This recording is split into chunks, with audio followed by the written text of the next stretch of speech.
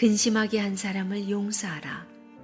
근심하게 한 자가 있었을지라도 나를 근심하게 한 것이 아니요 어느 정도 너희 모두를 근심하게 한 것이니 어느 정도라 함은 내가 너무 지나치게 말하지 아니하려 함이라.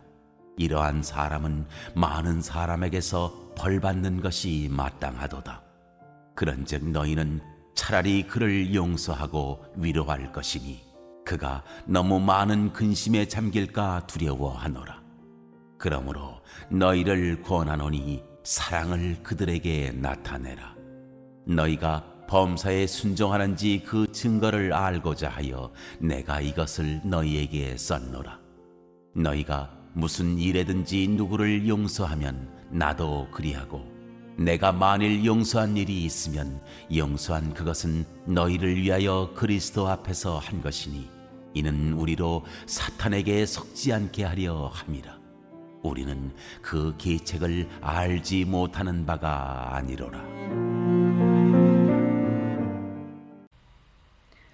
아멘. 오늘의 말씀은 용서하신 주님, 용서하는 교회라는 제목으로 이 새벽의 말씀을 함께 묵상하길 원합니다.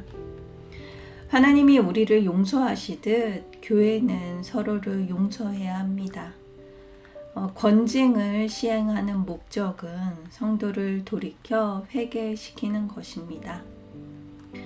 바울은 이전에 고린도전서 편지에서 그 자신의 사도성을 의심하고 또 사람들을 동요하게 했던 사람들의 잘못을 지적하고 그에게 휩쓸려 바울을 공격했던 그 고린도 교회를 책망했습니다. 5절에서 6절 말씀입니다. 근심하게 한 자가 있었을지라도 나는 근심하게 한 것이 아니오 어느 정도 너희 모두를 근심하게 한 것이니 어느 정도라 함은 내가 너무 지나치게 말하지 아니하려 함이라. 이러한 사람은 많은 사람에게서 벌받는 것이 마땅하도다. 고린도 교회는 바울의 편지를 통해 마음을 돌이켜 회개하고 또 문제가 되었던 사람을 징계했습니다. 교회에서 권징은 죄를 지은 자를 징벌하고 신앙 공동체로부터 내보내는 데 목적이 있지 않습니다. 이 징계를 통해 죄를 지은 자가 회개에 이르도록 유도하여 신앙 공동체의 올바른 구성원이 되도록 만드는데 그 궁극적인 목적이 있습니다. 우리가 보통 교회를 오래 다녀도 우리가 권징에 대해 많이 접해보지는 못했습니다. 그 이유는 죄를 지은 것에 대해 쉬쉬하며 지나가기 때문입니다. 알면서 모른 척 하기가 쉽습니다. 하지만 교회에서 권징과 그 징계가 이런 것들이 묵과되면 교회가 오염될 수 있습니다. 이전에 제가 사역했던 교회에서는 이런 권징과 징계가 잘 이루어졌습니다. 심지어 신방 중에 그 부적절한 언어 사용을 했던 부목사님들도 권징과 또 감봉의 징계를 받는 일도 있었고, 직분자가 교회 건축의 거래처에게 저렴한 비용으로 집 인테리어를 고치고 징계와 또 몇 개월간 직분을 내려놓는 일도 있었습니다. 그런 일이 있으면 되게 수치스럽게 여겨 교회를 조용히 떠나는 경우가 많을 건데, 이 권징에 대한 이해도를 달리하니 교회 공동체는 권징과 권면하고 또 당사자는 그것을 순종으로 받아들이고 책임을 지고 또 이 시간에 다시 회복되는 시간을 가지게 됩니다. 이것은 다른 공동체 구성원들에게도 죄에 대한 그 경각심을 주면서 자신도 언제든지 죄에 노출될 수 있는 연약한 자임을 알게 합니다. 바울이 눈물의 편지에서 그의 대적자들을 징계하라고 한 것도 그들이 미웠기 때문에 보복으로 말한 것이 아닙니다.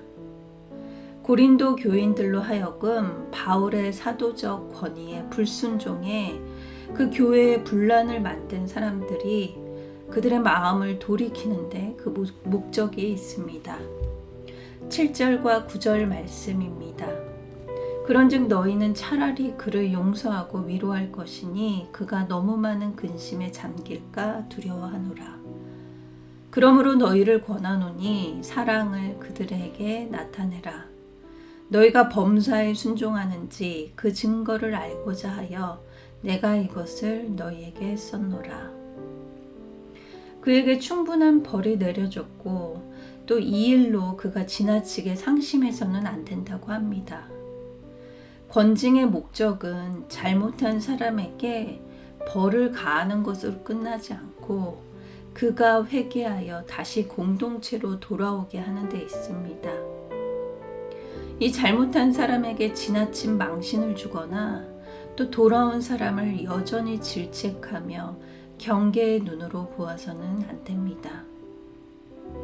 그가 돌아와서 다시 공동체와 함께 신앙생활을 할 수 있도록 도와줘야 합니다. 교회에는 갈등이 끊이지 않습니다. 그리고 잘못한 이들이 종종 나옵니다. 잘잘못도 가려야 하고 또 때로는 치리를 행하는 경우도 있습니다. 그때 권징의 목적이 사람을 죽이는 것이 되어서는 안 됩니다. 왜냐하면 교회의 법도는 사람을 살리기 위해 존재하기 때문입니다. 고린도 교회 성도에게 용서를 권하면서 바울은 그 용서의 근원적인 부분에 대해서 말합니다. 8절과 10절의 말씀입니다. 그러므로 너희를 권하노니 사랑을 그들에게 나타내라. 너희가 범사에 순종하는지 그 증거를 알고자 하여 내가 이것을 너희에게 썼노라. 너희가 무슨 일이든지 누구를 용서하면 나도 그리하고 내가 만일 용서한 일이 있으면 용서한 그것을 너희를 위하여 그리스도 앞에서 한 것이니. 교회가 누군가를 용서하는 것은 그리스도께서 우리를 먼저 용서하셨기 때문입니다. 잘못한 사람에게 얼마나 큰 벌을 내려야 합당한지에 대한 그 견해는 서로 다릅니다. 하지만 우리가 하나님 앞에 받았어야 할 벌은 너무나 분명합니다. 그것은 죽음입니다. 하지만 하나님은 우리를 향한 진노를 그리스도의 십자가에 쏟으시면서 우리의 죄를 용서해 주셨습니다. 만약 규칙으로 우리를 또 따지고 치면 합당하지 않는 과정입니다. 죽어야 할 죄인들이 죽지 않았으니까요. 교회 안에서 혹은 교회 노회에서 회의를 진행하다 보면 법이요 하고 말하는 분들이 있습니다. 이 말의 의미는 많은 경우 법대로 합시다 라는 뜻을 이야기합니다. 법은 분명히 잘 지켜야 합니다. 하지만 그 법조문을 지키느라 사람을 잃어서는 안 됩니다. 하나님께서는 죄인의 사망이라는 법령을 지키면서도 그리스도에게는 죽음을 또 우리에게는 새 생명을 주셨습니다. 오늘 말씀을 통해 권징을 우리가 어떻게 대해야 할지 말씀을 통해 보았습니다. 이것은 비단 교회 안에서만 이루어지는 것이 아닙니다. 우리 가정에서도 또 우리의 일터에서도 우리가 관계 맺는 모든 지체들 가운데서도 이 삶의 권징과 또 징계가 잘 이루어지길 기도합니다. 더러운 물이 자정작용을 통해서 깨끗한 물이 되듯 우리의 삶에도 이 권징과 징계를 잘 받아들이고 그 말씀에 순종하는 마음과 또 공동체는 이 순종의 마음을 주님의 사랑의 마음으로 품을 수 있는, 그리하여 깨끗한 또 순전한 순결한 우리의 건강한 가정 또 공동체가 소명의 공동체가 되길 기도합니다. 다 같이 기도하도록 하겠습니다.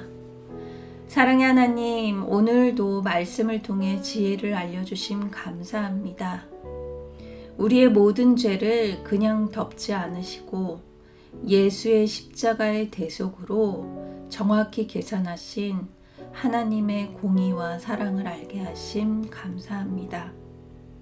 우리 공동체 가운데 권징과 권면이 이루어지며 행하는 자나 받는 자나 주님 안에서 한 뜻으로 받을 수 있는 순종을 허락해 주시옵소서. 결국 이 모든 권징이 나를 살리고 나를 회복시키기 위한 하나님의 사랑임을 고백하며 나아가는 하루가 되길 기도합니다. 감사드리며 예수님의 이름으로 기도드립니다. 아멘.